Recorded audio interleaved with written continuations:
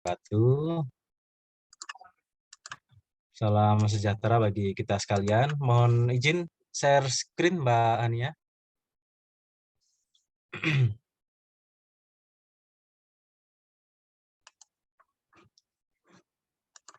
Baik, seperti yang Mbak Ania tadi sampaikan, adik-adik, hari ini kita masuk ke dalam perkuliahan praktisi mengajar yang keempat, gitu ya, ini yang terakhir. Mohon maaf sebelumnya harusnya di hari Jumat yang lalu ya, tanggal 4 November, tapi karena kemarin ada kedukaan, akhirnya saya mohon izin untuk tidak bisa mengisi karena harus menghadiri kedukaan tersebut mendampingi istri dan mertua saya di daerah saya gitu ya. Jadi mohon maaf dan di sela-sela kesibukan kali ya adik-adik dalam perkuliahan akhirnya kita bisa bertemu, kita arrange waktu di hari ini tanggal 10 November ini bertepatan dengan Hari Pahlawannya adik-adik. Kita bertemu dalam perkuliahan praktisi mengajar yang sesi yang keempat. Ini sesi yang terakhir karena memang secara program kita ada 4 kali pertemuan, namun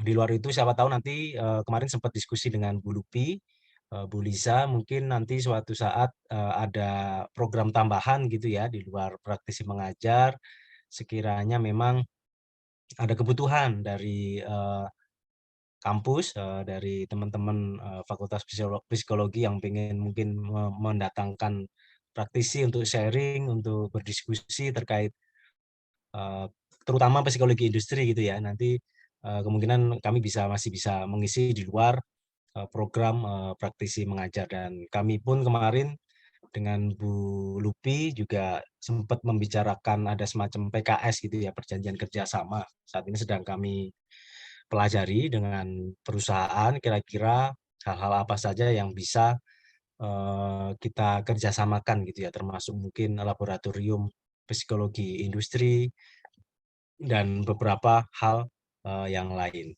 Baik, adik-adik, teman-teman sekalian, materi terakhir untuk program praktisi mengajar ini, saya coba mendekatkan dengan dunia adik-adik di psikologi gitu ya. Jadi saya akan memberi materi terkait manajemen K3 berdasarkan perilaku. Jadi aspek perilaku ini kan aspek yang nggak jauh dari aspek psikologi gitu ya. Jadi memang beberapa perilaku teman-teman pekerja di industri ini itu memang beberapa berpengaruh juga terhadap faktor psikososial atau faktor perilaku yang memang mendasari terjadinya insiden.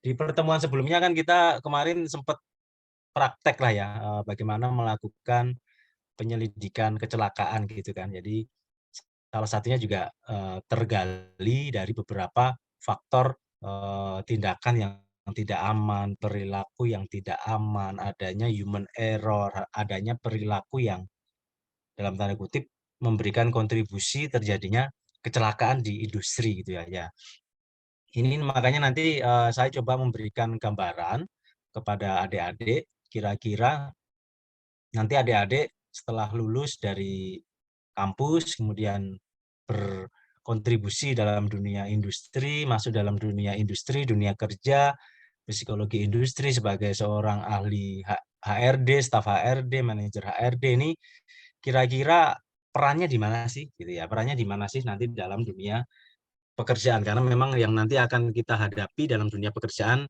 kita akan berhadapan dengan berbagai macam apa ya, tingkah laku orang, perilaku orang, kemudian karyawan yang berbagai macam jenis sifat, tabiat, watak gitu ya, yang mau tidak mau notabene itu akan menjadi hal-hal yang akan kita hadapi bersama kami di K3 termasuk teman-teman nanti di dunia psikologi karena memang beberapa faktor psikologi, aspek psikososial dalam dunia kerja ini sangat keterkaitannya sangat-sangat erat gitu ya.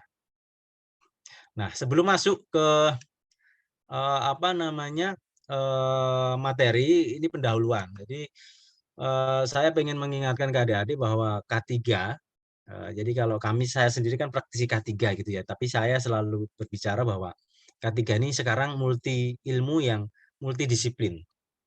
Artinya segala segala macam keilmuan yang intinya mempelajari bahaya, resiko, pengendalian dan kontrol, pencegahan gitu ya, pencegahan dan kontrol. Jadi K3 ini merupakan multidisiplin ilmu, termasuk dalam hal ini psikologi. Makanya kemarin saya termasuk yang pengenlah ada salah satu atau salah dua dari teman-teman psikologi di sini yang nanti siapa tahu tertarik dalam dunia perilaku gitu ya, human factor gitu ya, faktor manusia, dan mungkin nanti akan bisa berkontribusi dalam dunia eh, faktor manusia, karena memang eh, psikologi juga menjadi salah satu dari multidisiplin ilmu ini, termasuk bagian dari K3. Selain teknik, selain kesehatan, selain apa namanya, kesmas, kesehatan masyarakat, psikologi juga termasuk bagian dari hal ini. Kemudian K3 ini juga merupakan upaya atau program untuk mengidentifikasi, menilai, dan mencegah, mengendalikan terjadinya potensi bahaya atau resiko.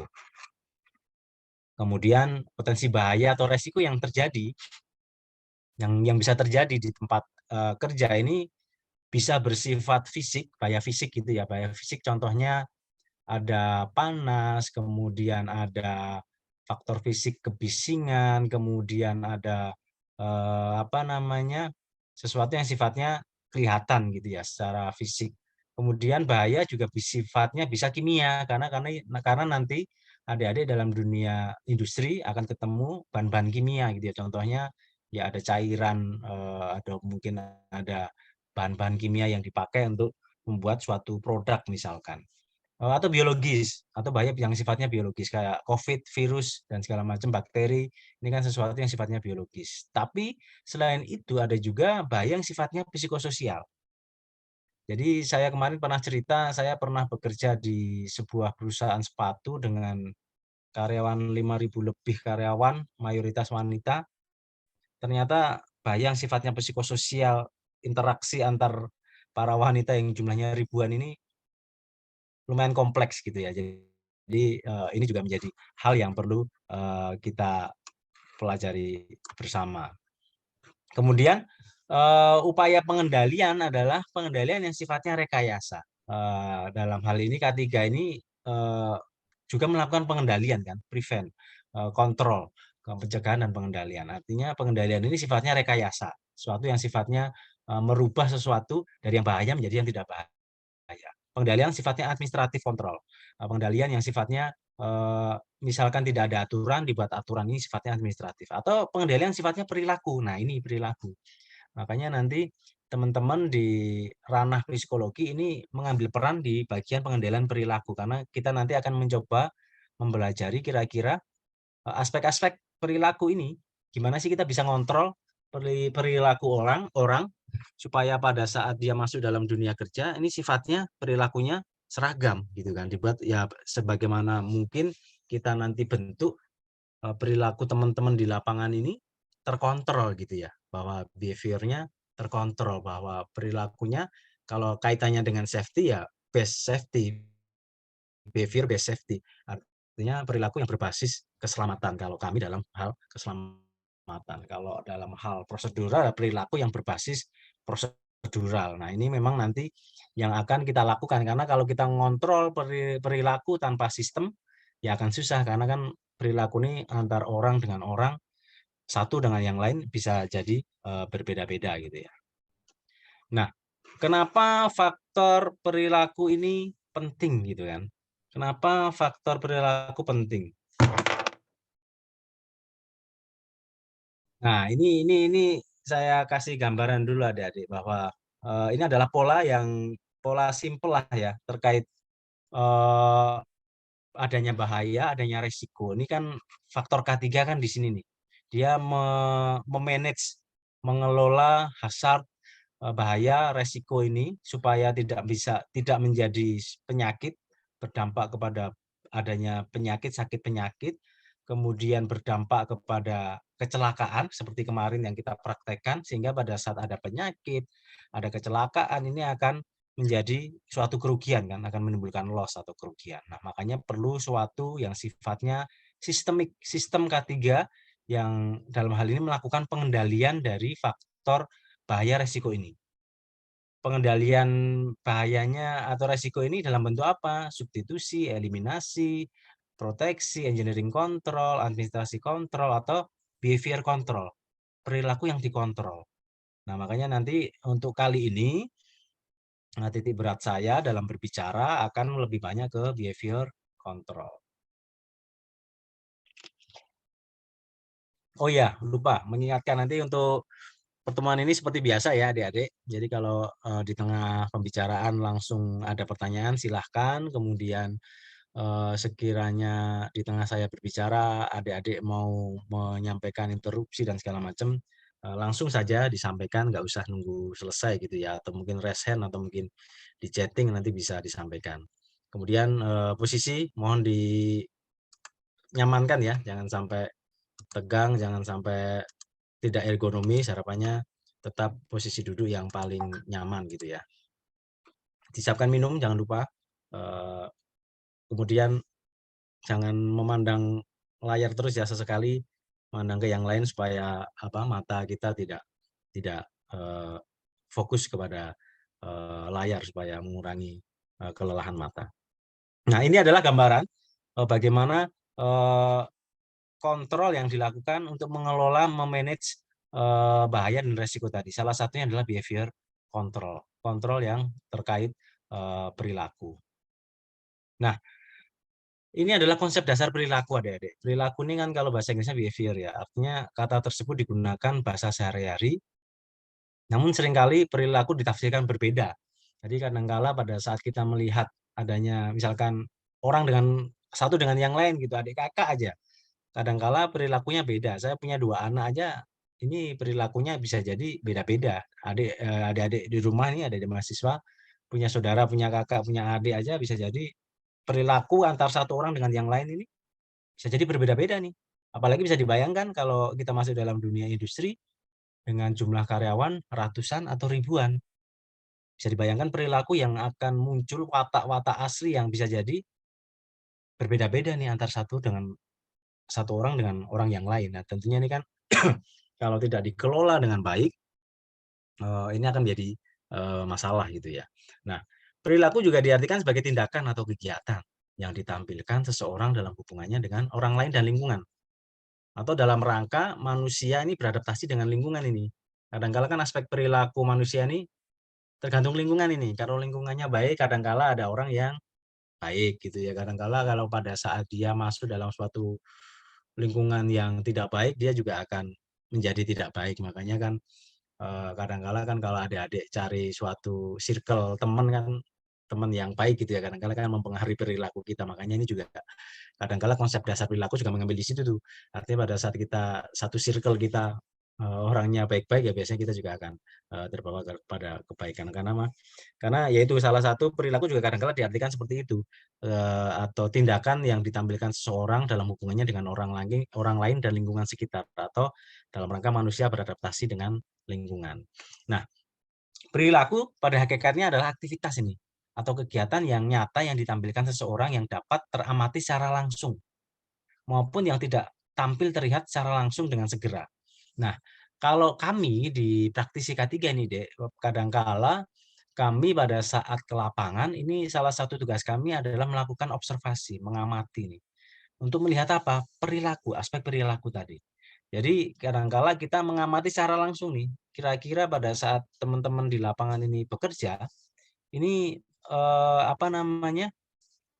bekerjanya sesuai dengan prosedural atau tidak nih, sesuai dengan sistem atau tidak nih. Pada saat tidak, tentunya kan ada perilaku-perilaku yang mungkin menyimpang gitu ya. Nah, makanya kami kadangkala pada saat turun ke lapangan melihat, mengamati secara langsung untuk melihat ini, mengamati secara langsung nih hal-hal yang memang bisa terlihat secara langsung diamati. Tapi kadangkala juga ada hal-hal yang yang disembunyikan gitu, yang tidak bisa dilihat secara langsung atau dengan segera. Nah, ini adalah konsep dasar dari perilaku. Nah, ini adalah gambaran adik-adik tentang human behavior, perilaku manusia. Ini kalau kami dalam dunia K3 ini sudah cukup lama. Heinrich ini tahun 1928 ini sudah mengembangkan konsep perilaku. Jadi memang dulu tokoh-tokoh K3 ini memang rata-rata diawali dari orang-orang yang ahli-ahli psikologi deh. Jadi tidak jarang, tidak heran, makanya kalau kita melihat dari ilmu human behavior ini rata-rata dari tokoh-tokoh psikologi nih. Dari Henry dan segala macam dia mengembangkan keilmuannya, perilaku manusia, human behavior-nya ini dimunculkan di teori Henry tahun 1928, kemudian menjadi health behavior, kemudian sampai ke safety behavior, sampai ke safety culture. Nah, ini tahapan-tahapan yang menjadi pusat perhatian ini para ahli dalam bidang ilmu keselamatan. Dari tahun 1928 sampai ke sekarang ini perkembangannya human behavior ini kepada safety behavior sama safety culture. Nanti saya akan memberikan gambaran kira-kira gambarnya seperti apa sih perjalanan human behavior ini sampai ke dalam tahapan safety culture gitu ya. Nah, ini salah satu teori dari Hendricks tadi, teori domino. Ini teori domino ini yang kita praktekkan kemarin deh dalam rangka investigasi kecelakaan gitu ya. Bahwa kemarin kan kita pada saat ada simulasi, ada suatu kronologis kecelakaan, kemudian kita mencari tindakan tidak aman atau unsafe action, dan kondisi yang tidak aman kan unsafe condition. Nah, memang di teori domino yang dikeluarkan Hendricks di tahun 1928 ini menyatakan bahwa kecelakaan ini terjadi dua hal ini penyebabnya, penyebab utamanya. Adanya tindakan tidak aman atau unsafe action dan unsafe condition, kondisi yang tidak aman. Nah, ini kemudian konsep itu kadangkala juga apa ya, ada juga konsep yang berbicara gini bahwa ada pribadi yang cenderung celaka ini, Dek. Jadi adik-adik, teman-teman mahasiswa mungkin punya teman ya, pas tiba-tiba jalan bareng tiba-tiba nggak ngapa-ngapain kesandung sendiri gitu ya. Jadi memang kadangkala kita di dalam suatu komunitas itu ada orang-orang yang pribadi yang memang cenderung celaka gitu. Jadi saya kadangkala ada saudara gitu ya yang kalau kalau jalan itu tangannya mesti nyantol apa gitu. Jadi kadang nyenggol apa. Nah, ini kadang-kala ada yang seperti itu. Terus kadang-kala dia jalan nggak ada apa-apa bisa kesandung gitu. Jadi kadang-kala memang ada pribadi yang memang cenderung untuk mendapatkan celaka. Istilahnya apa ya? Ceroboh sembrono gitu ya. Jadi dalam teorinya pada saat apa ya? Kemampuan kognitifnya ini lebih cepat dari kemampuan motoriknya atau sebaliknya gitu ya. Jadi kemampuan berpikir ini lebih cepat dari kemampuan bergerak atau berfisiknya. Ini orang yang gampang celaka gitu ya. Jadi makanya nanti adik-adik coba amati deh di sekitar adik-adik, mungkin di keluarga, mungkin di teman-teman ini ada orang yang memang orang celaka terus nggak sini kok tiba-tiba jalan tiba-tiba kesandung, jalan tiba-tiba tangannya nyantol apa gitu ya, atau jangan-jangan orang ini nggak ngapa-ngapain tiba-tiba ya ada aja celaka. Jadi memang ada konsep seperti itu, konsep teori perilaku dalam bidang keselamatan. Nah, ini adalah teori domino yang tadi saya sampaikan, yang disampaikan oleh Hendricks di tahun awal 1928 bahwa unsafe action itu 88%, kemudian 18%, kemudian 2% unpredictable gitu ya. Jadi unsafe action dan unsafe condition ini menjadi salah satu faktor utama yang menjadi penyebab terjadinya orang kecelakaan dalam dunia industri. Makanya kemarin pada saat kita melakukan simulasi investigasi kecelakaan, kita salah satunya juga mencari unsafe action sama unsafe condition dalam rangka mencari penyebab kecelakaan tersebut. Nah, ini adalah potongan teori domino. Teori domino ini kan bicara pada saat ini nanti tidak kuat, ini akan saling menjatuhi dan akhirnya akan menjadi kecelakaan atau menyebabkan luka atau kerugian. Nah, pada saat unsafe action dan unsafe condition ini tidak bisa terkontrol, tentunya akan menyebabkan suatu kejadian, kecelakaan atau injury atau luka gitu ya. Nah, pada saat pilar pertama ini tidak kuat, tentunya kan akan menjatuhi pilar kedua, pilar ketiga, dan akhirnya ya sudah runtuh semua nih sampai menjadi kerugian dalam bentuk cedera, dalam bentuk kerusakan alat, atau dalam bentuk lingkungan misalkan. Nah, teori domino ini adalah teori yang salah satunya menyebutkan bahwa human error, bahwa kesalahan manusia dalam perkembangan ini menjadi lebih terperinci lagi, adik-adik. Dan dapat terjadi tidak semata-mata karena aspek pribadi, tapi dapat juga kesalahan manusia yang terjadi karena kesalahan dalam merancang pekerjaan ataupun alat kerja atau faktor lingkungan. Artinya human error ini tidak serta-merta disebabkan oleh kesalahan manusia, tapi diperinci lagi nih kadangkala kesalahannya adalah salah rancang nih, salah desain ini, desain pekerjaan pada saat orang memposisikan alat yang tidak sesuai, ya akhirnya siapapun yang bekerja di situ akan bisa error gitu ya. Orang yang bekerja di situ akan bisa melakukan kesalahan, atau misalkan alat kerja yang tidak sesuai atau faktor lingkungan yang tidak tidak benar gitu ya. Artinya faktor lingkungan yang harusnya tidak boleh panas, kemudian dikasih sesuatu yang menyebabkan panas, sehingga akan membuat orang kelelahan dan akhirnya error gitu ya. Nah, ini kadangkala seperti itu, artinya tidak melulu kepada kesalahan manusia, tapi lebih terperinci lagi. Kadangkala ada faktor dalam rangka karena kesalahan dalam merancang pekerjaan atau alat-alat kerja, atau karena juga faktor lingkungan.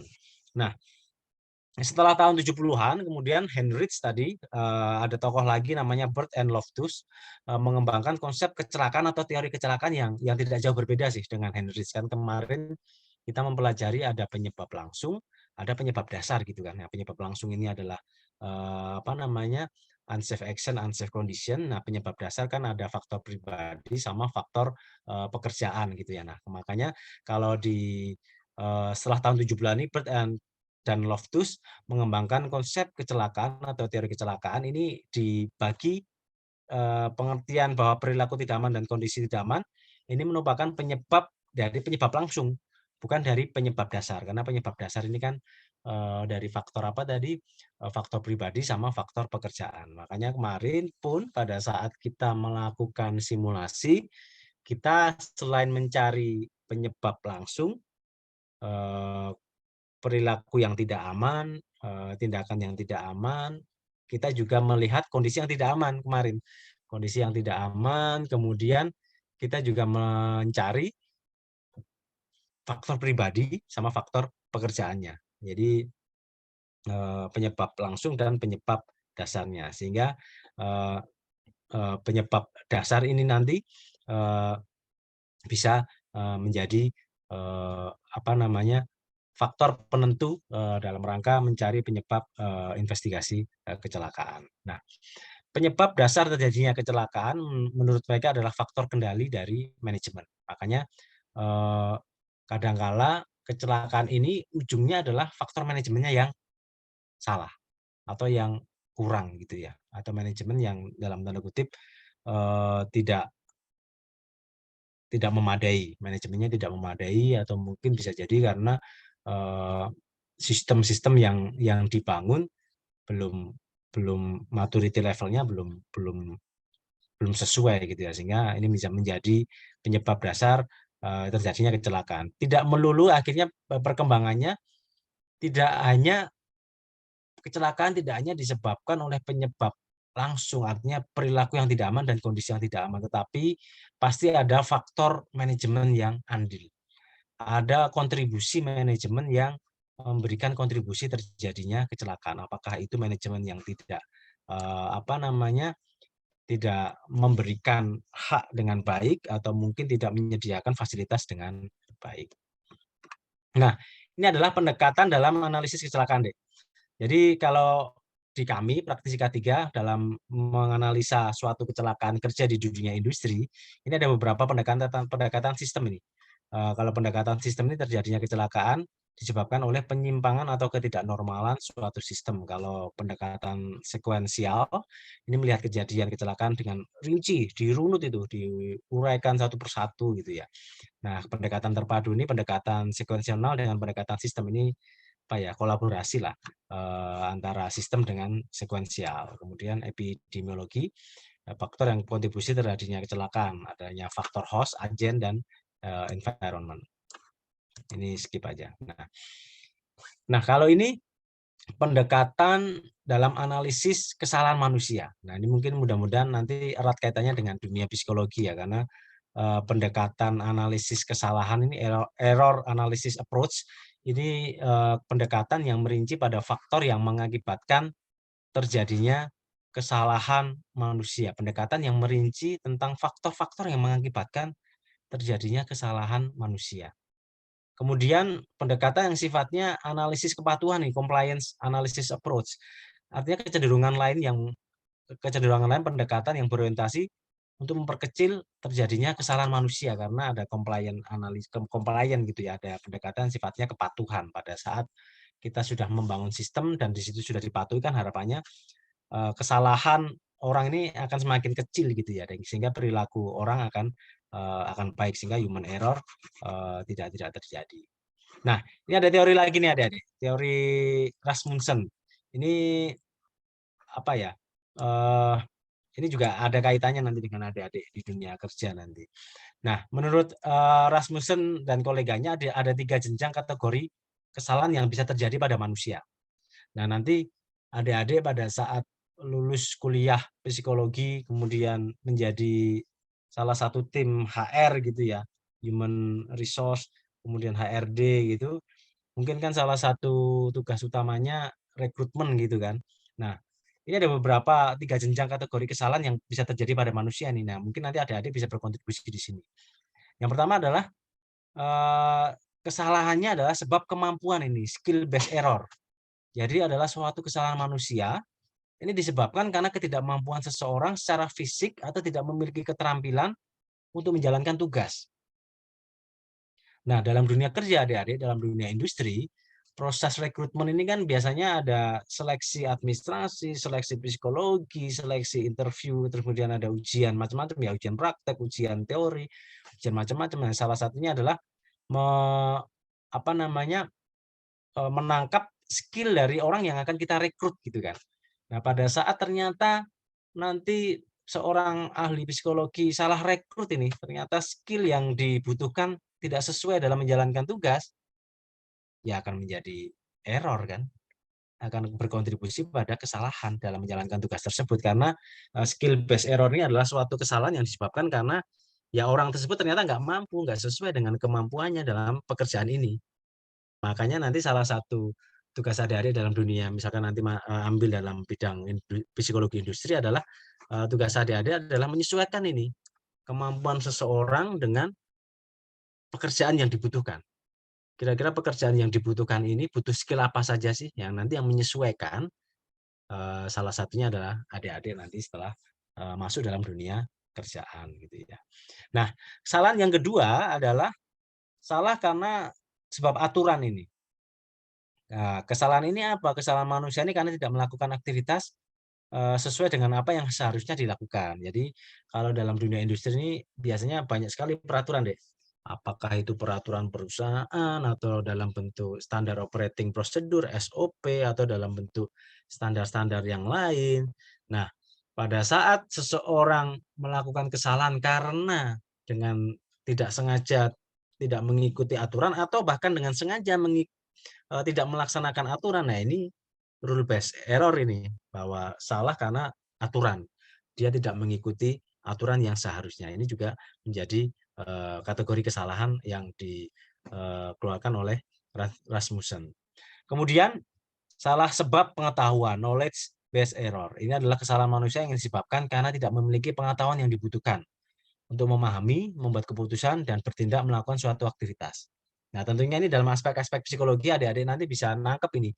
Kira-kira pada saat kita butuh suatu suatu pekerja di bidang ini, orang ini bekerja sebagai A, kemudian dia diperlukan knowledge-nya harus A, B, C, D. Nah, ini mungkin adik-adik nanti bisa mengkategorikan atau mungkin melakukan rekrutmen sehingga bisa terjaring ini orang-orang dengan knowledge sekian seperti inilah yang memang diharapkan untuk mengisi jabatan-jabatan di perusahaan kita nanti misalkan ya. Ini adalah 3 jenjang kategori teori yang kategori kesalahan yang dikeluarkan oleh Rasmussen. Nah, ini ada juga tokoh psikologi lagi nih, James Risen. Jameson ini tahun 1990 dia cukup terkenal dengan suatu teori Swiss cheese model of human error gitu ya. Jadi keju Swiss apa namanya teori kesalahan manusia yang disebut dengan model keju Swiss. Jadi ada mistake, lapse, slips gitu ya. Jadi kesalahan itu dibagi 3. Mistake itu kesalahan yang disebabkan oleh kegagalan atau tidak lengkapnya proses penilaian. Lapse ini kesalahan yang dalam mengingat atau tidak selalu tampil perilaku aktual, kadang-kala hanya dirasakan oleh pribadi yang bersangkutan. Slip, kesalahan akibat penerapan yang tidak sesuai dengan rencana yang ditentukan. Nah, riset ini kalau bagi kami praktisi K3 ini cukup terkenal karena dia mengeluarkan Swiss cheese model, teori keju Swiss lah ya. Jadi teori kesalahan manusia yang dikembangkan dengan model keju Swiss. Jadi gambarannya seperti ini.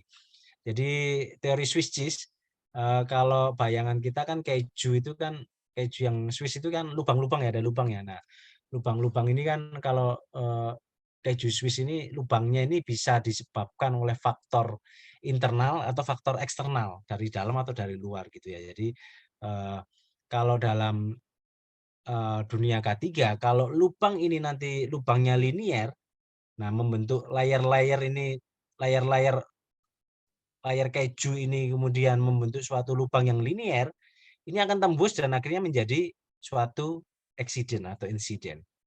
Nah, pada saat organisasi tidak kuat, ansep supervisinya juga tidak memadai, kondisinya juga memberikan apa namanya kontribusi tidak baik, kemudian ada unsafe action. Nah, ini juga bisa menjadi suatu trigger untuk terjadinya human error. Nah, ini adalah suatu teori Swiss cheese. Nah, kadang-kala faktor internal dan eksternal inilah yang kadang-kala membuat terjadinya lubang-lubang di keju tersebut. Dalam teorinya disebutkan bahwa kalau lubang itu nanti linier, lurus gitu ya, itu bisa menjadi terjadinya kecelakaan. Tetapi ada juga yang bilang bahwa lubang ini kadang-kala tidak linier, sporadis gitu ya. Dia bisa melengkung gitu. Nah, ini juga bisa menyebabkan terjadinya suatu kecelakaan atau human error. Nah, sekarang human factor, faktor manusia. Teori human factor ini teori yang berkembang dalam kerangka perspektif sistem dan ergonomis. Ergonomi tentunya ekonomi ini kan ada 3 pilar ya, ada faktor manusia, faktor alat, dan faktor lingkungan gitu ya. Jadi bagaimana mengelola 3 faktor tadi menjadi serasi gitu ya, menjadi sesuatu yang berhubungan dengan baik. Nah, kegagalan atau kesalahan manusia kalau dalam teori human factor ini bisa terjadi akibat interaksi antara manusia lever dengan manusia lain. Jadi kadangkala kesalahan manusia atau human factor ini kadangkala karena manusia berinteraksi dengan manusia lain. Ya kan saya tadi cerita pada saat di perusahaan sepatu yang notabene karyawannya ribuan ini, 5.000 sampai 10.000 karyawan mayoritas wanita, ini pada saat ada interaksi manusia dengan manusia ini kadang-kadang bisa ada konflik loh. Ada dan menyebabkan terjadinya kesalahan bisa jadi. Atau manusia dengan lingkungan.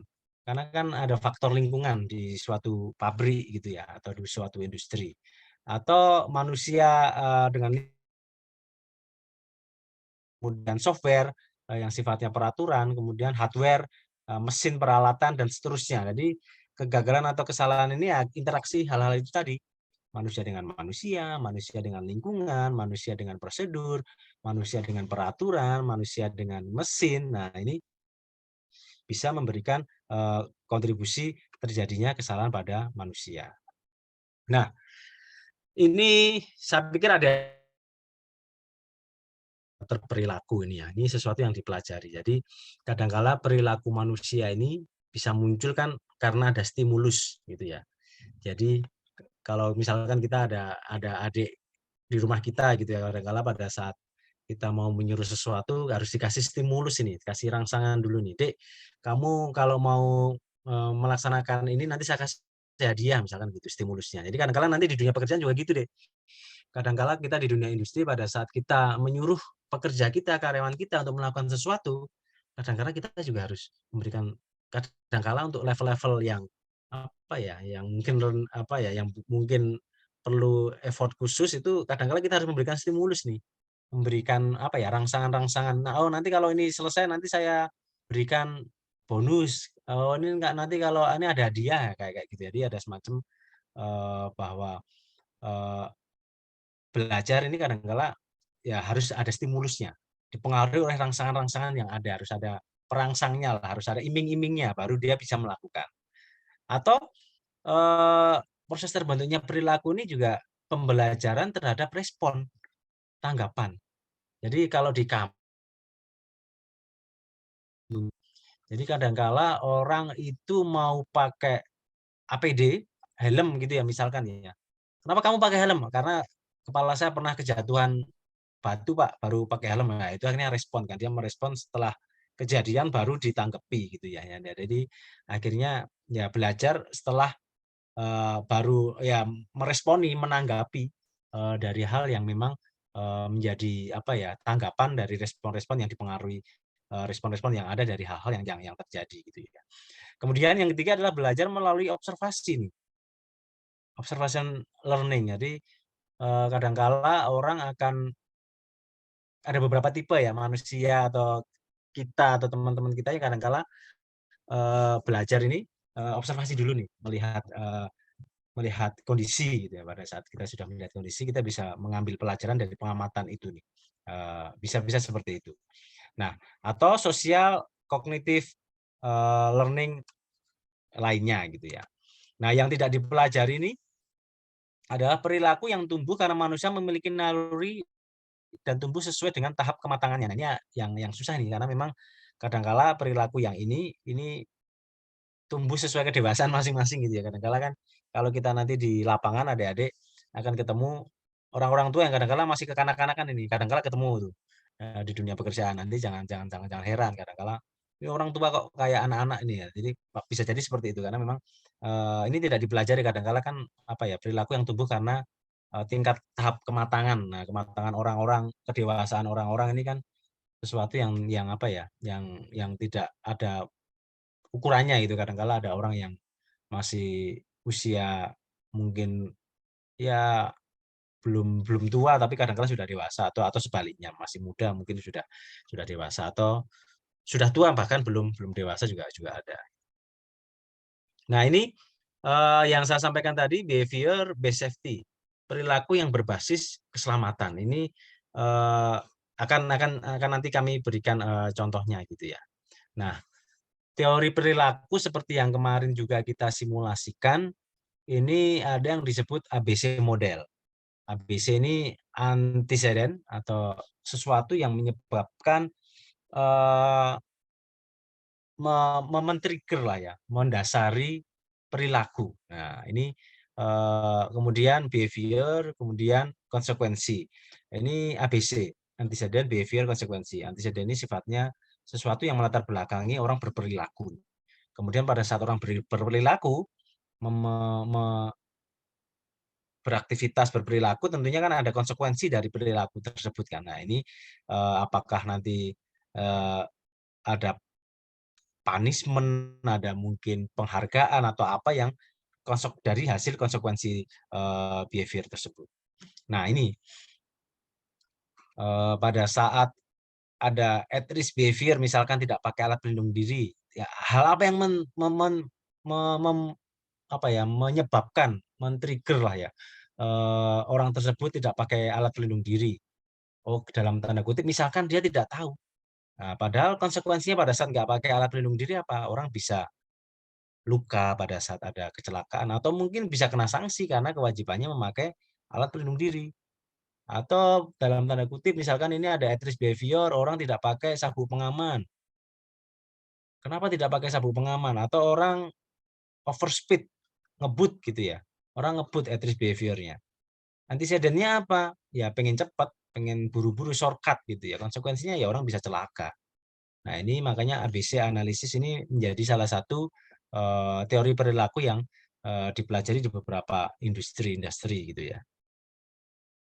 Nah, sekarang kita masuk ke dalam manajemen K3 yang berdasar pada perilaku deh. Karena memang kalau kami di dunia praktisi ini apa namanya, untuk mengelola perilaku manusia ini harus by system, nggak bisa satu persatu nih kadang-kala karena memang perilaku orang satu dengan orang yang lain ini kan macam-macam ya. Kalau ada 100 orang jangan-jangan ada 100 perilaku gitu kan. Nah, makanya kalau kami dalam dunia industri tentunya pengennya memanage perilaku ini berdasarkan sistem dong, berdasarkan manajemen gitu ya. Makanya tidak heran beberapa perusahaan ini apa ya, kayak punya platform gitu ya pada saat dia masuk ke dunia pekerjaan, orang akan dibentuk perilakunya itu.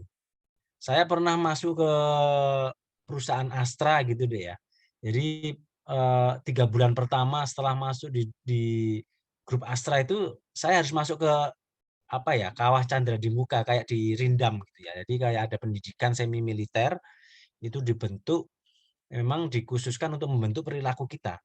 Jadi kadangkala perusahaan itu juga secara sistem gitu ya, secara manajemen mengelola perilaku karena memang di beberapa grup Astra ini memandang semi militer ini dengan kedisiplinannya, dengan keteraturannya, dengan apa namanya ya, hormat kepada atasannya dan macam-macam ini menjadi salah satu hal yang memang bisa diterapkan gitu ya karena loyal terhadap atasan dan segala macam. Nah, ini kemarin saya mengikuti itu tuh, ada semacam apa sekitar 20 hari di barak tentara, kemudian di alam bebas kita mengikuti pendidikan semi militer, masuk ke barak, ada juga keterampilan kita diajarkan untuk bahkan menembak juga gitu ya. Jadi kita juga ada kesempatan untuk melakukan hal-hal itu, termasuk pendidikan-pendidikan yang sifatnya kedisiplinan. Dan itu dalam rangka apa?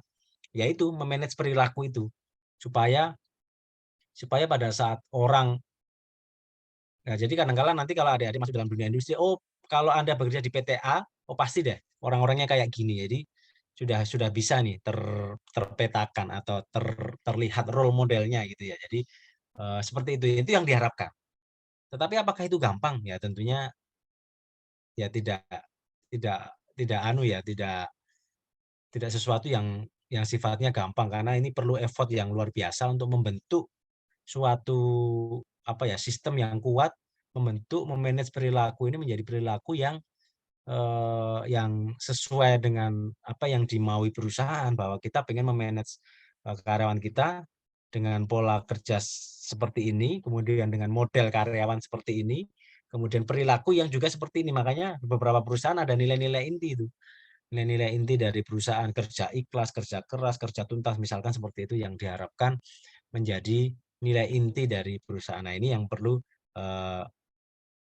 kita kontribusi bersama karena nanti juga adik-adik akan berkontribusi nih dalam rangka membentuk perilaku ini berdasarkan manajemen.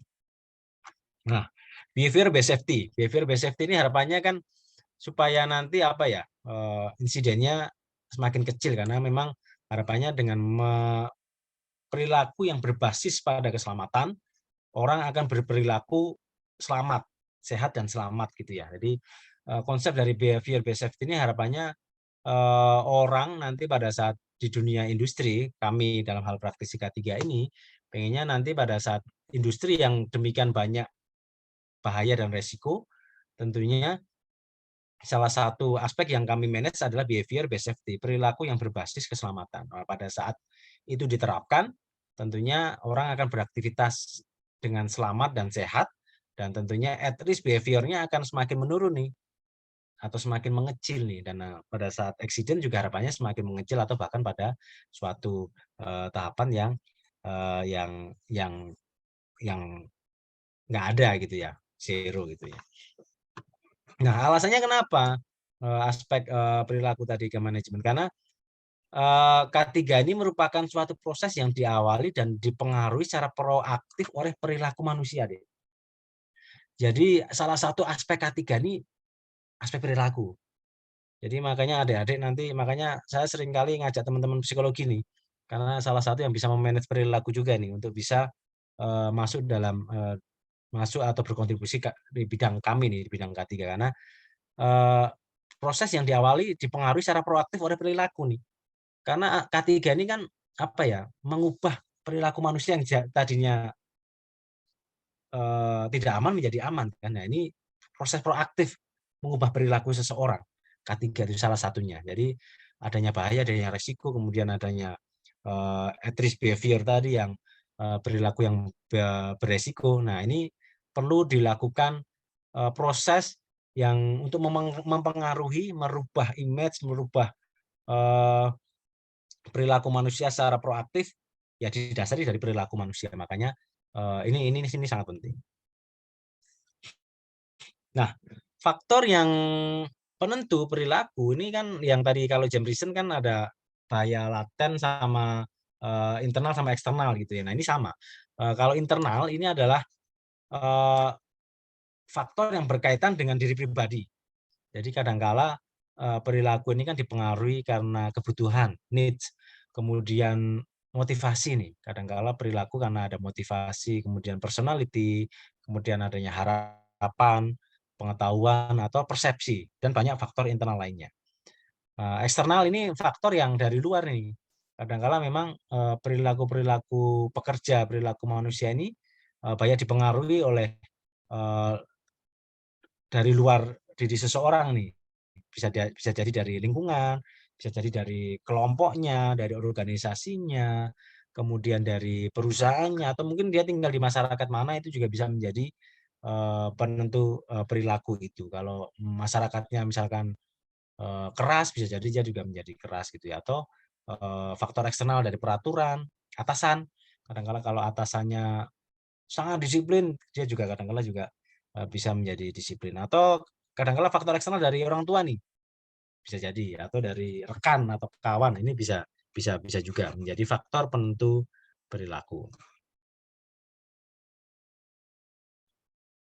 Nah, ini adalah pola pikir secara sistem deh. Kenapa saya tadi bilang bahwa untuk mengelola K3, mengelola behavior itu sistem gitu ya. Karena memang kalau kami dalam bidang K3 ini ya untuk memanage bahaya dan resiko tadi harus by system.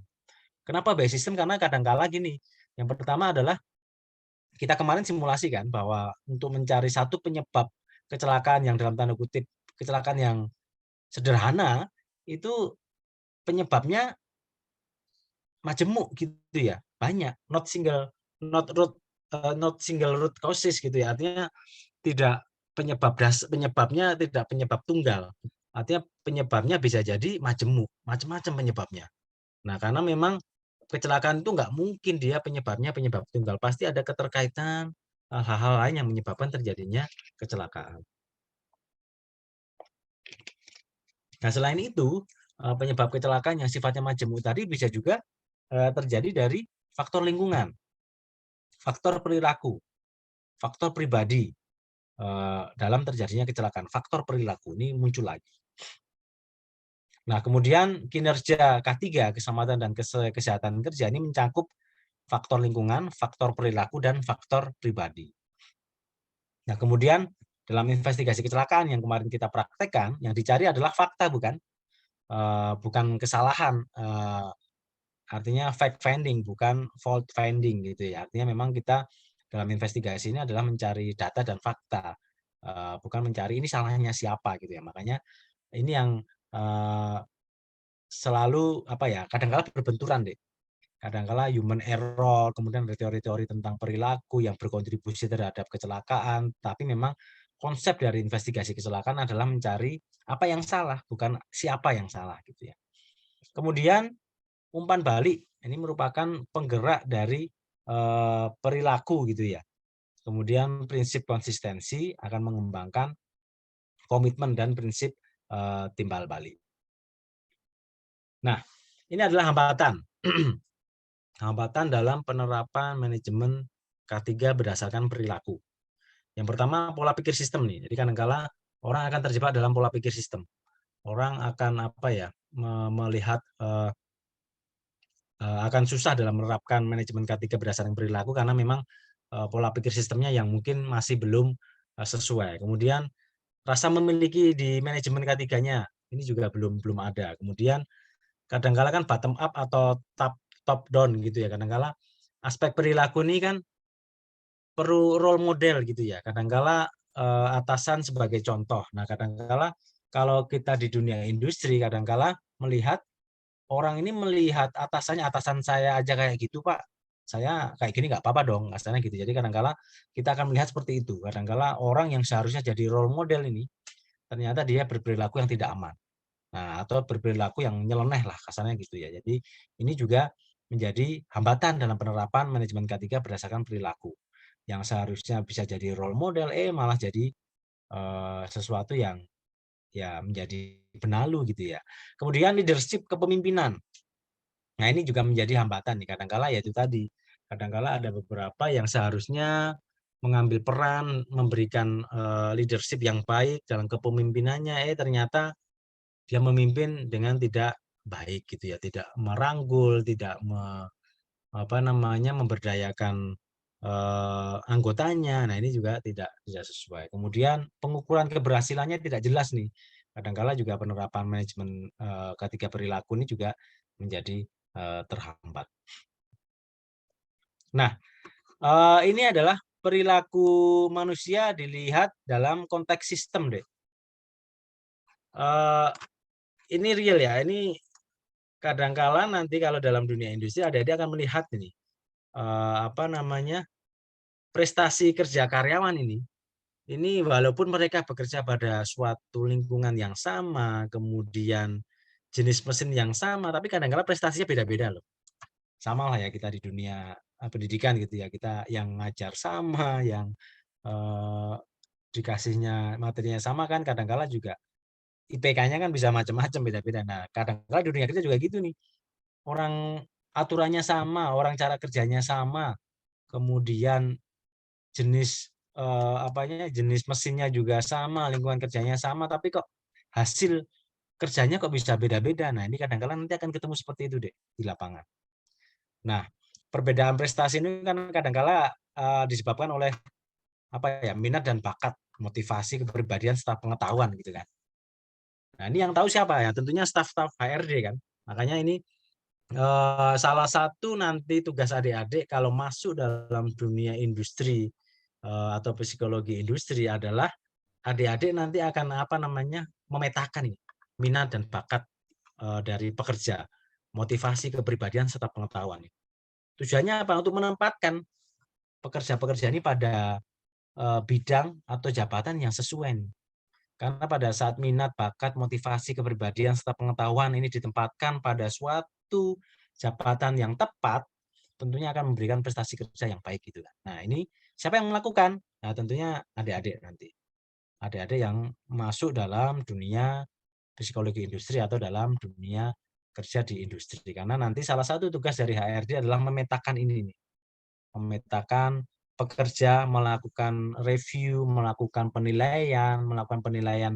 Biasanya kalau kami di perusahaan, Dek, setiap per semester, per 6 bulan, kami melakukan penilaian karya nih.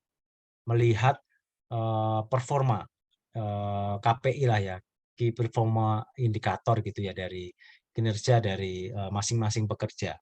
Nah, ini salah satunya juga mengidentifikasi minat, bakat, motivasi, kepribadian, serta pengetahuan. Nanti setelah dilakukan oleh atasan dengan dibantu HRD, nanti data ini akan diolah oleh HRD nih. Untuk apa? Ya ini tadi, untuk menjadi baseline lah ya, sebagai dasar bahwa pekerja ini ditempatkan di jabatan apa, di lokasi apa, di pekerjaan apa, supaya prestasi pekerjaan dari karyawan ini bisa baik. Nah, oleh karena itu kadang-kala perusahaan harus menetapkan pekerjaannya sesuai dengan orangnya nih. Nah, ini yang penting deh. Ini adik-adik nanti juga berkontribusi di sini nih, karena perusahaan ini untuk menetapkan pekerjaan sesuai dengan orangnya biasanya bagian apa nih? Bagian HRD yang background psikologi gitu ya. Jadi makanya melihat perilaku ini dalam konteks sistem ya itu tadi, karena perusahaan pengen menetapkan pekerjaan ini sesuai dengan orangnya. Orang yang ditetapkan tersebut tidak hanya mampu menyelesaikan pekerjaan, tapi juga harus dapat menyesuaikan diri dengan pekerjaan. Nah, artinya pada saat orang tersebut sudah masuk dalam dunia pekerjaan, selain dia bisa menyelesaikan pekerjaan, dia juga bisa menyesuaikan diri terhadap pekerjaannya. Nah, ini kontribusi adik-adik nanti dalam dunia industri, khusus pada perilaku manusia. Nah, ini nih, peranan psikologi dalam organisasi atau perusahaan ya adik-adik. Ini menurut John Miners, Industrial Organization Psychology tahun 92 ya. Ini kalau di kami sama, kami hampir di setiap project itu ada tim HRD yang ada background psikologi gitu ya. Di dunia industri pasti ada tim HRD yang background dari psikologi gitu ya. Nah, salah satu tugas yang pertama adalah terlibat dalam proses input ini adik-adik nanti. Input ini apa? Proses rekrutmen, seleksi dan penempatan karyawan. Jadi adik-adik nanti menjadi apa ya? Menjadi garda terdepan ini. Orang yang di depan ini untuk melakukan seleksi, rekrutmen, penempatan karyawan karena biasanya teman-teman dari psikologi ini yang melakukan tes psikologi, interview, kemudian yang memanage proses rekrutmen ini adik-adik yang terlibat di sini. Nah, ini dalam proses input gitu ya. Kemudian dalam yang kedua, dalam peranan psikologi dalam organisasi atau di perusahaan ini berfungsi sebagai mediator ini, Dek. Dalam hal yang berorientasi pada produktivitas. Jadi kalau di kami ini tim teman-teman dari HRD yang background psikologi ini juga memanage pelatihan-pelatihan ini. Hard skill maupun soft skill gitu ya. Jadi kadang-kala kan orang ini kan pas hasil tes psikologi ini ketahuan ini, orang ini leadership-nya kurang. Orang ini soft skill-nya ada yang kurang ini. Hard skill-nya dia harus ada tambah skill mengenai komputer misalkan skill tentang multimedia atau mungkin soft skill-nya tentang leadership, tentang kepemimpinan, tentang kedisiplinan. Nah, ini dilakukan oleh teman-teman HRD, psikologi tentunya, melakukan pelatihan pengembangan. Kemudian ya istilahnya apa ya, mendorong kreativitas karyawan ini juga termasuk fungsi dari teman-teman psikologi dalam organisasi ini ya, sebagai mediator yang berorientasi pada produktivitas. Nah, yang ketiga ini fungsi yang ada di kami juga, teman-teman HRD yang background psikologi. Ini sebagai mediator dalam hal pemeliharaan maintenance nih. Contohnya adalah melakukan hubungan industrial.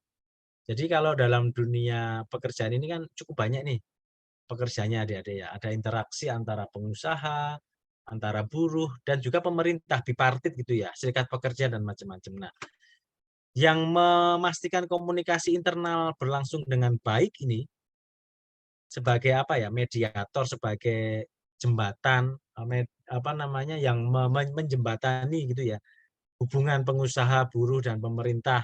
Itu tadi salah satunya di bagian industrial relation ini. Kalau di kami, di perusahaan saya, kebetulan IR Manager, Industrial Relation Manager ini dipegang oleh seorang ibu yang background-nya psikologi, Dek. Jadi beliau ini memang tugasnya itu memberikan apa ya, memanage hubungan yang baik nih antara manajemen pengusaha nih dengan karyawan dan juga dengan pemerintah. Nah, ini bagaimana mengelola tiga tiga pihak tadi supaya bisa menciptakan hubungan industrial yang baik gitu ya di dunia industri. Sampai kepada kadangkala tim dari HR ini kan apa ya, menyaring gitu ya, menangkap isu-isu dari karyawan. Contohnya misalkan ada masukan, "Oh, gaji saya harus naik nih, Pak. Kemudian harus ini harus ini." Nah, ini juga sebagai mediator nih teman-teman dari HRD. Termasuk memberikan bimbingan dan konseling. Jadi jangan jangan anu ya, jangan kaget ternyata di dunia kerja, di dunia industri ada proses BK kayak di sekolah gitu ya. Jadi ada. Jadi kalau di kami ada yang namanya bimbingan dan konseling. Jadi kalau saya berjalan ke belakang di pabrik sepatu dulu ya, adik-adik kalau saya cerita itu kan karyawannya mayoritas cewek gitu ya. Jadi konflik antar perempuan karena jumlahnya hampir 5.000 sampai 7.000 karyawan ya. Jadi konflik antara perempuan dengan perempuan ini kan cukup kompleks gitu ya. Jadi kebetulan dulu saya di bagian K3 ini satu bagian dengan bagian IR, Industrial Relation gitu. Jadi kadang-kala ada beberapa kasus nih. Ada orang yang rebutan rebutan pasangan gitu ya. Jadi ada orang yang dalam tanda kutip ya banyak sekali masalah-masalah yang terjadi antar antar karyawan ini. Dan makanya di situ ada program konseling, ada bimbingan, ada yang mungkin pasca melahirkan dia juga ada semacam trauma, dan di situ juga memberikan fungsi-fungsi konseling di situ, tim-tim dari dunia psikologi. Kemudian dalam proses output ini deh, ini juga terlibat peranan psikologi dalam dunia organisasi, yaitu melakukan penilaian kinerja. Ya, yang saya sampaikan tadi, kalau di kami per 6 bulan ini akan dilakukan penilaian karya. Jadi setiap karyawan nanti akan melakukan apa ya namanya ya, menilai IPP kalau kami nyebutnya. Jadi menilai PK lah, penilaian karya untuk mengukur ada parameternya gitu ya, ada beberapa parameter. Termasuk ini untuk mengevaluasi jabatan ini. Nah, di fungsi adik-adik ini cukup krusial karena kadang-kala adik-adik juga bisa memberikan rekomendasi nih, ternyata Pak A atau Pak B ini ternyata tidak sesuai nih di jabatannya, atau jabatannya tidak mumpuni lah gitu ya. Kadang-kala adik-adik nanti bisa memberikan rekomendasi itu berdasarkan penilaian yang sifatnya objektif tentunya ya. Ada penilaian kinerja, kemudian penilaian yang lain, psikologi dan macam-macam yang akhirnya ditentukan itu. Nah, di kami pun kadangkala untuk mengisi jabatan di level manajerial, level manajer itu kita harus melewati fase tes psikologi nih, Dek. Jadi di kami pun juga ada fase itu karena memang ini ada keterlibatan secara output dari adik-adik peranan psikologi dalam dunia organisasi atau perusahaan atau industri gitu ya. Nah, ini yang pertama yang saya ulang tadi. Yang pertama adalah penyediaan SDM nih. Jadi bagaimana adik-adik nanti menyediakan sumber daya manusia nih. Bagaimana tentunya nanti ada prosedur kan, bagaimana rekrutmen, bagaimana menempatkan, bagaimana identifikasi kompetensi pekerjanya, karena nanti pada saat adik-adik merekrut tentunya kan ada hal-hal yang harus dipenuhi itu. Apakah dia harus mempunyai skill ABCD, mempunyai keterampilan ABCD, mempunyai sertifikasi ABCD, mempunyai training ABCD, ini tentunya adik-adik yang melakukan. Kemudian konsultasi, motivasi, dan kesadaran. Ini dilakukan baik atasan ke bawahan, pekerja dengan pekerja, atau dengan pengusaha gitu. Jadi pengurus memberikan pemahaman terkait hal-hal yang bisa terjadi di aspek perilaku. Termasuk pelatihan dan kompetensi kerja, karena kadangkala pelatihan ini kan perlu juga di-manage dengan baik supaya apa? Aspek perilaku tadi bisa kita kontrol gitu ya.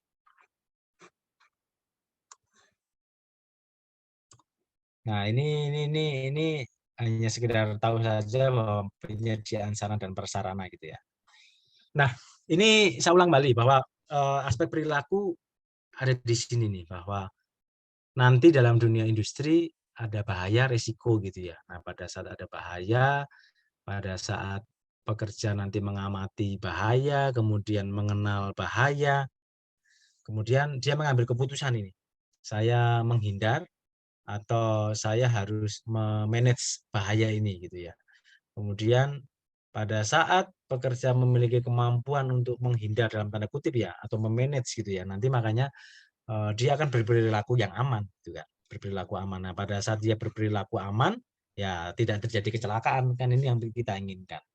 Nah, namun kadangkala tiap-tiap tahapan ini tadi ini bisa serta apa ya, bisa tiba-tiba menjadi perilaku yang tidak aman ini deh pada saat mengamati bahaya, karena tidak fokus, tidak final, tidak selesai gitu ya, kadangkala bisa jadi perilaku yang tidak aman ini. Dalam mengenali bahaya bisa juga jadi menjadi perilaku yang tidak aman dalam memberikan keputusan untuk menghindar atau kemampuan menghindar, ini juga bisa berperilaku yang tidak aman, yang pada saat perilaku tidak aman itu terjadi, ya tentunya akan menjadi suatu kecelakaan gitu ya. Nah, pun misalkan perilaku yang aman tadi, Nah, perilaku yang aman tadi itu juga tidak menjamin orang akan berperilaku konsisten, aman terus gitu ya. Karena kan ada faktor lingkungan, ada faktor komunitas gitu ya, ada faktor circle yang di dalam dia yang kadang-kala ini atasan saya aja nggak pakai alat pelindung diri aja nggak apa-apa kok, akhirnya dia yang awalnya pakai jadi nggak pakai itu, sehingga dia berubah itu perilakunya yang tadinya aman menjadi tidak aman, bisa jadi. Nah, makanya eh, kadangkala kontribusi kita di praktisi K3 atau nanti adik-adik di bidang psikologi ini juga memanage ini perilaku yang aman ini supaya konsisten, aman terus, supaya aman terus, supaya perilaku yang aman tadi ya akan menjadi aman dan tidak terjadi kecelakaan dan tidak menjadi perilaku yang tidak aman yang bisa menyebabkan terjadinya kecelakaan.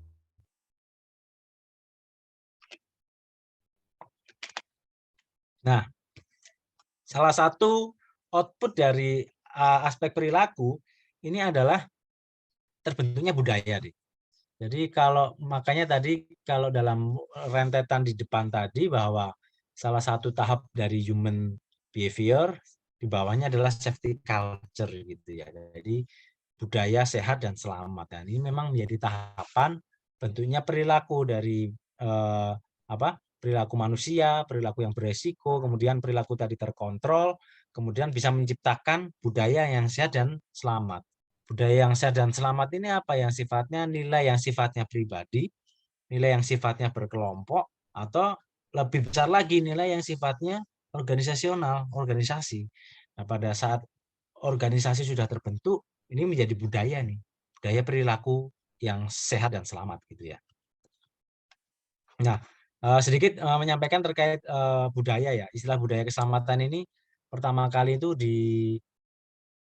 dikemukakan pada tahun 1887 ini safety culture lah ya di International Nuclear Safety Advisory Group. Ini terkait laporan bencana Chernobyl ya yang di Rusia. Bahwa budaya keselamatan merupakan komponen dari budaya perusahaan corporate culture. Makanya mungkin kemarin ada apa namanya ada mata kuliah juga terkait corporate culture gitu ya, bagaimana membentuk suatu budaya perusahaan karena budaya keselamatan ini biasanya dia ngeblend ini dengan budaya perusahaan. Jadi nempel lah gitu ya. Nah, setiap proses kegiatan yang tidak berkaitan dengan keselamatan atau kegiatan korporat sebagai suatu sistem organisasi. Nah, konsep budaya keselamatan ini pada hakikatnya definisi budaya keselamatan adalah suatu perspektif nih Dek, yang mempunyai fokus utama pada aspek keyakinan normatif, normatif belief yang dimiliki seseorang atau bagaimana seseorang berpikir dan bertindak dalam hubungan dengan masalah keselamatan. Artinya memang pada saat orang sudah berpikir saya selamat, saya harus selamat, saya harus selamat, dia ada keyakinan normatif, normatif belief, dia bisa berpikir bagaimana dia berpikir dan bertindak dalam hubungan dengan masalah keselamatan. Nah, ini bisa didefinisikan sebagai budaya keselamatan. Itu suatu perspektif perspektif yang mempunyai fokus utama pada keyakinan normatif tadi. Orang berpikir, bertindak hubungan dengan masalah keselamatan. Kemudian Scott Geller ini juga ahli perilaku dalam bidang psikologi keselamatan ini, Dek. Makanya saya selalu menyampaikan ada ini nih, bidang psikologi keselamatan ini yang dikenal sebagai pakar yang memberikan kontribusi BPS nih, Behavior Based Safety, perilaku yang berbasis pada keselamatan. Jadi dia mengajukan konsep yang disebut total safety culture. Bagaimana apa namanya perilaku yang berbasis keselamatan ini menjadi kontribusi yang utama dalam terjadinya safety konsep budaya yang selamat. Nah, kemudian menurut budaya keselamatan ini juga hasil interaksi nih ada 3 komponen utama nih, person, behavior, dan environment. Jadi ada 3 aspek ini yang menjadi interaksi 3 komponen ini yang membentuk suatu budaya keselamatan. Nah, kalau kita melihat adik-adik, ini tahapan perkembangan budaya keselamatan di organisasi. Nanti adik-adik bisa melihat kira-kira kalau saya masuk ke dalam suatu perusahaan ini budaya keselamatannya bagus atau tidak ini lihatnya dari mana Pak ya? Ya, kalau dia masih di tahap 1 ini adalah ya dia perusahaan ini menerapkan K3 ini memang hanya karena berdasar pada peraturan dan perundang-undangan gitu ya, karena dia ada perundangan yang mewajibkan, akhirnya dia melaksanakan ini. Ini istilahnya baru tahap paling rendah lah ya. Jadi pada saat perusahaan ini patuh karena memang ada peraturan yang hukumnya wajib, nah ini berarti ya baru di tahap 1 perusahaan ini. Nah kalau tahap 2 nih, keselamatan ini memang menjadi tujuan utama organisasi nih. Walaupun nggak ada aturan, walaupun nggak ada tuntutan, tapi memang menjadi visi dan misi perusahaan ini untuk mengelola industri perusahaan kita menjadi perusahaan yang aman, yang selamat. Nah, ini jadi tahap yang kedua. Kemudian kalau tahap ketiga nih ya sudah continuous improvement lah ya, bahwa keselamatan ini selalu ditingkatkan terus sehingga apa namanya tahapan ini menjadi tahap yang paling anu lah ya, paling matang lah ya.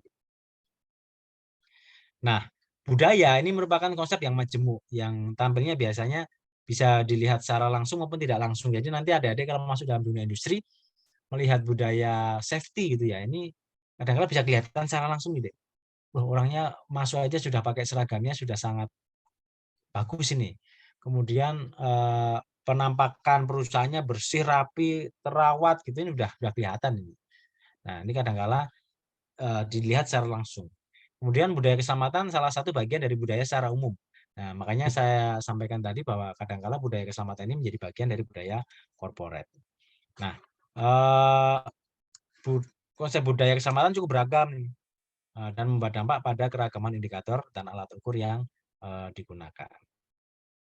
Nah, ini contoh di perusahaan kami, Dek. Kami kemarin mendevelop dengan tim psikologi dari UI ya, kami mendevelop tingkat budaya di perusahaan kami. Nah, tahap pertama ini adalah tahap yang di level pertama nih, reaktif kami nyebutnya. Kemudian tahap yang kedua ini adalah tahap observatif. Kemudian yang ketiga proaktif, yang keempat generatif. Nah, kalau reaktif ini level 1. Jadi contohnya kalau reaktif ini apa yang saya sampaikan tadi, orang kenapa kamu misalkan ditanya nih, kenapa kamu pakai helm safety gitu ya, helm keselamatan. Karena ya itu reaktif, jadi dia merespon kejadian setelah misalkan terjadi kecelakaan. Jadi kenapa kamu pakai helm ya? Karena saya kemarin Pak, kepala saya kejatuhan batu sehingga kepala saya berdarah, akhirnya sekarang saya pakai helm. Nah itu tahap 1 tuh berarti reaktif. Nah tahap 2 adalah observatif. Jadi observatif ini K3 atau orang berperilaku aman karena ada yang mengobservasi. Jadi, "Kenapa kamu memakai helm?" Misalkan ditanya gitu. "Oh, karena ada atasan saya, Pak, yang ngawasi, Pak. Saya takut karena nanti kalau nggak pakai, saya bisa kena sanksi." Nah, di observatif. Artinya pada saat ada dorongan dari pihak luar ini, ada pihak manajemen, ada pihak pengawasan, atau pihak yang memonitor. Nah, makanya orang melakukan berperilaku aman karena ada itu, karena ada faktor yang mengawasi, ada faktor eksternal.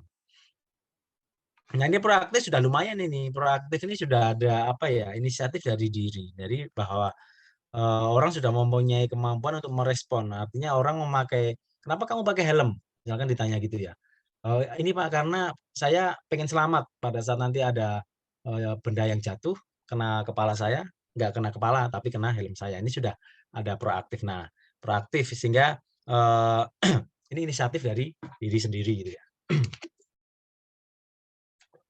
Nah, kalau level 4 ini generatif. Ini apa ya, ini sudah maturity levelnya paling tinggi lah ya. Artinya kematangan budayanya sudah paling tinggi bahwa orang melakukan K3 ini sudah sadar secara penuh, diterapkan dalam kehidupan sehari-hari, kemudian sampai keterlibatan orang rumah itu kadang-kadang sudah masuk ini di level yang generatif. Ini yang contoh yang ada di kami.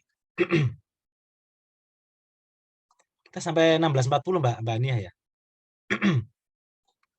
Iya Pak, sampai 16.40. Oke, tinggal 7 menit ya. Oke. Nah, ini adalah contoh dari penggambaran budaya keselamatan di perusahaan kami.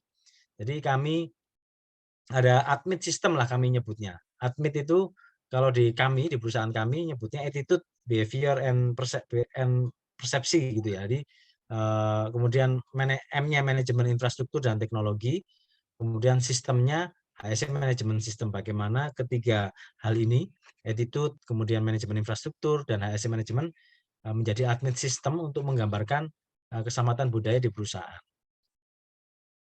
Nah, budaya keselamatan ini kalau di kami ini digambarkan sebagai persepsi individu tentang diri sendiri dan juga persepsi individu tentang organisasi atau perusahaan. Makanya kalau kami membuat survei budaya ini persepsi individu terhadap perusahaan, budaya di perusahaan seperti apa. Nah, kadangkala budaya ini sifatnya persepsi individu terhadap diri sendiri, persepsi individu terhadap organisasi dan perusahaan. Nah, ini adalah contoh, Dek, contoh penerapan pengelolaan safety behavior termasuk dalam hal safety culture gitu ya. Ini contoh budaya-budaya ini leaflet yang kami buat dalam rangka pengertian budaya-budaya. Ini beberapa contoh leaflet-leaflet yang ada. Kemarin sudah kami bawa ya. Ini contoh-contoh faktor attitude, kemudian attitude itu apa saja?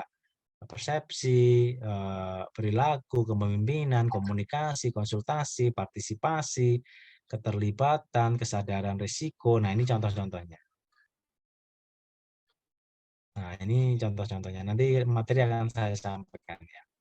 Nah, ini adalah contoh-contoh aktual di lapangan deh. Jadi kadangkala kami ini kan untuk memanage perilaku supaya kami di dunia pertambangan ini resource pekerjaannya agak kompleks deh ya.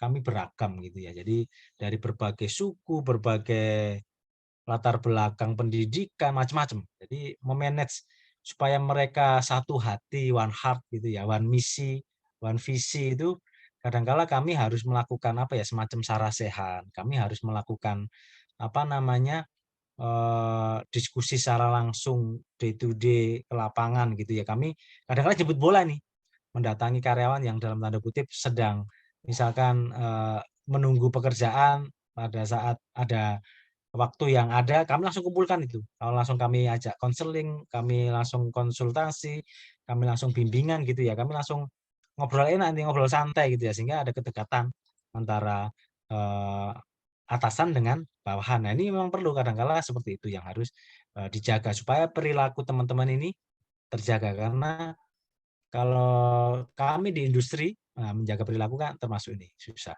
Termasuk ini nih, kadang-kala kami jemput bola, kami temuin di lapangan, kemudian, ngobrol masalah bisa masalah safety, bisa masalah corporate, bisa masalah, apa gitu ya, ini bisa, dilakukan.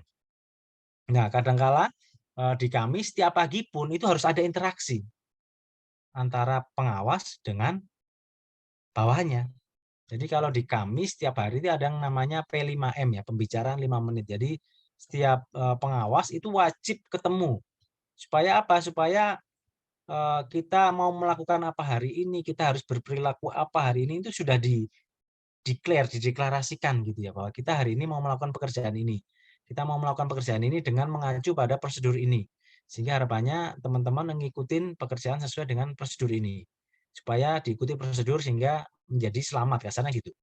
Nah, makanya ini untuk memaintain aspek perilaku tadi. Dilakukan dengan ya pembicaraan ketemu nih antara pengawas dengan, bawahannya. Nah, setelah mereka bekerja di lapangan, untuk memastikan perilaku teman-teman di lapangan ini baik gitu ya, aman, ini dilakukan proses observasi, Dek. Proses observasi ini adalah proses pengamatan yang tujuannya untuk mengidentifikasi perilaku-perilaku yang tidak aman. Jadi kalau di kami ini pengawas wajib melakukan observasi di lapangan. Jadi, setelah di-briefing di awal, kemudian pas bekerja pun pengawas wajib ini mengamati secara langsung. Tujuannya apa? Supaya perilaku-perilaku yang nyeleneh tadi itu bisa kita, apa namanya, bisa kita minimalkan gitu ya. Makanya, based on apa? Prosedural misalkan, aturan gitu ya. Nah, kalau inspeksi ini juga salah satu metode pendekatan untuk, apa ya, untuk memastikan bahwa kondisi-kondisi aman di area pekerjaan ini termanage dengan baik. Kita juga kadangkala melakukan pendekatan ke orang untuk, apa ya, ada sentuhan-sentuhan dengan pekerja gitu ya, untuk interaksi dengan pekerja supaya apa, supaya ada kedekatan. Kadang-kala harus ada komunikasi dengan teman-teman di lapangan. Kemudian briefing mingguan, ini juga dilakukan supaya apa ya, itu tadi. Supaya aspek perilaku tadi yang istilahnya secara sistem itu harus termanage, terkelola dengan baik. Supaya apa? Supaya terjaga bahwa aspek perilaku tadi harus kita kelola by system. Tidak bisa by orang per orang, karena perilaku satu orang dengan yang lain nanti beda-beda. Makanya by system. Makanya salah satu sistemnya adalah ada sistem yang harian, mingguan, ada yang sistem yang pengamatan dan macam-macam yang kita lakukan supaya apa? Mengontrol aspek perilaku tadi. Konsultasi pada saat ada sesuatu yang melanggar, ya harus di briefing, di bimbingan dan konseling gitu ya. Pada saat ada pelanggaran tentunya harus dibina kan, bukan dibinasakan kan, harus dibina nih teman-teman. Pada saat misalkan ada pelanggaran, ada perilaku yang tidak baik, itu harus dikelola dengan baik gitu ya, harus di manage dengan baik supaya ya aspek perilaku tadi menjadi aman. Oke, adik-adik, demikian sedikit penyampaian. Sudah jam berapa nih? 16.40 nih. Pas jamnya. Apakah ada tanggapan, pertanyaan, atau sanggahan? Sekiranya ada, silahkan. Sekiranya tidak ada, silahkan dikasih reaction gitu ya. Sehingga memastikan bahwa paling tidak ada yang ditangkap gitu ya. Oke, terima kasih, reaksinya sudah mulai muncul.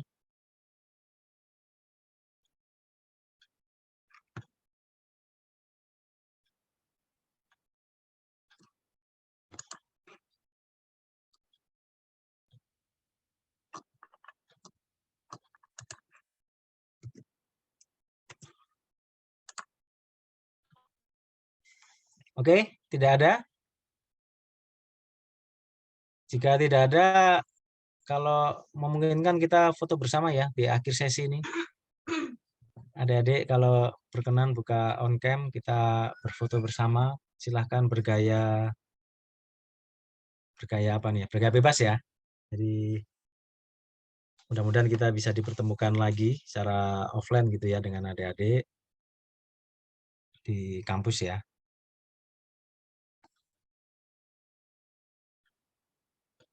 Oke, siap. Mau gaya apa? Terserah adik-adik.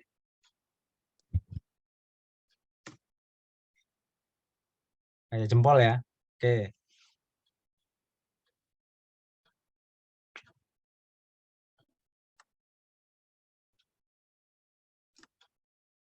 Oke, terima kasih adik-adik, Mbak Ania. Kami kembalikan dan Mbak Ania.